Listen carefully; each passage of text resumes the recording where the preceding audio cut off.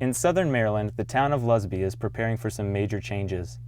Dominion Resources, a Virginia-based energy corporation, is hoping to turn around the dormant natural gas import facility at Cove Point into a massive $3.8 billion liquefied natural gas export facility. The plan is to pipe fracked natural gas from across the mid-Atlantic to Lusby, where it will be chilled to negative 260 degrees Fahrenheit and stored in holding tanks before being shipped to foreign markets. To do this, Dominion has to add equipment to the existing facility, including a propane chiller, a liquefaction train, and a 130 megawatt utility-scale power station. These additions have Lusby residents concerned about the safety of the facility located in their neighborhood, and they are asking to have a quantitative risk assessment done at Dominion Cove Point. QRAs are a standard human risk assessment for facilities like Cove Point, but so far, Dominion and the federal government have refused to conduct the study. So I believe we are number 4 in line to be built, first one on the East Coast. But the distinction is that we are the only one that's going to be sited in a densely populated area. And that's the key problem here. In Freeport, they actually did a 1.5 mile radius and offered to buy out houses of anybody that lived within 1.5 miles of their facility. People had a choice. They either paid market value for the house plus $25,000, or if people don't want to move, they are writing them a check for $25,000 for the construction inconvenience. Bottom line is, they're making it safe to have a 1.5 mile buffer around their property, and if people don't want to leave, that's their choice. If they do, they get a fair deal to get the heck out. What I first noticed is that they're not being transparent with the firefighters and the community. This past January, one gentleman, Mr. Cox, who believe who is a volunteer or was a volunteer at Huntingtown here locally, he made it known in a chief's meeting that we had back in January that they're building a 60-foot sound wall around the perimeter that's going to double as a firewall. And that was the first time a light went off in my head. A firewall? I said, what do you mean a firewall?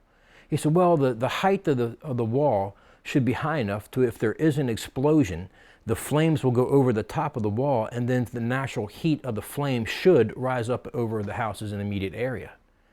And when you're a firefighter, you don't deal well with words like should. There's so many variables that go through a firefighter's mind at that point that this is just a recipe for disaster, not to mention a limited egress in and egress out if there truly is an emergency that happens at Cove Point. Evacuation is a chief safety concern for residents surrounding Dominion's proposed export terminal. In fact, for more than 265 Lusby homes, the evacuation route during an emergency would be toward the facility. And the fear of an industrial accident at Dominion's export terminal is well warranted, as the history of LNG accidents is grim. In 1944, the explosion of LNG tanks in Cleveland, Ohio left 130 dead.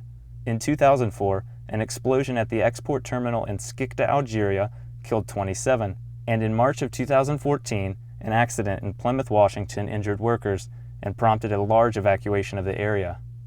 In Plymouth, Washington, back in March of this year, there was an explosion. The explosion caused shrapnel to hit a storage tank, LNG storage tank, which then caused a leak, which then caused a flammable vapor cloud, which then caused a 2-mile evacuation.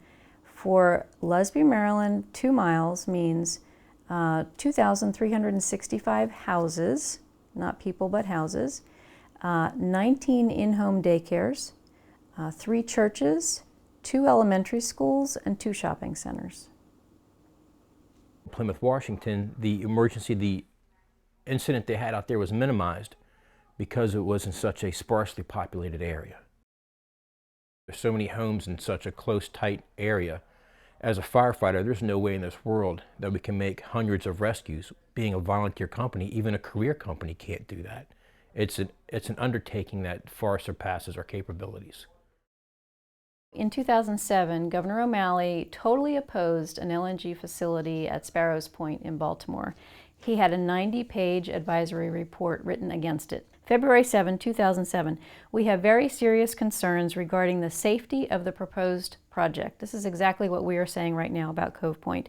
Concerned about remote siting, safe evacuation of the public, environmental impacts, air emissions, economic impacts, and effects to Chesapeake Bay. I urge FERC to recognize the serious negative impacts of this proposal and deny approval of this project. Baltimore County Fire Chief, as part of this report, it's impossible to talk about locating a liquefied natural gas plant in the midst of a residential community without talking about the hazardous properties of LNG.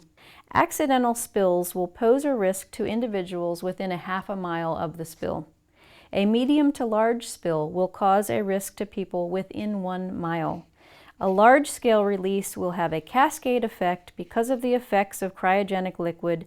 It would involve a large fire or fireball, cause extensive property damage, and place people more than 1 mile away at risk.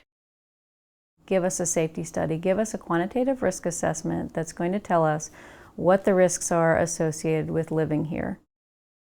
To date, federal and state officials continue to refuse to study the safety status of nearby residents. The Maryland Public Service Commission has given conditional approval to the project, saying safety is not their final responsibility. The Federal Energy Regulatory Commission has produced a starkly limited environmental assessment of the project, saying that Dominion's own internal classified safety documents are sufficient. We disagree. Call Governor O'Malley to demand a quantitative risk assessment at Cove Point.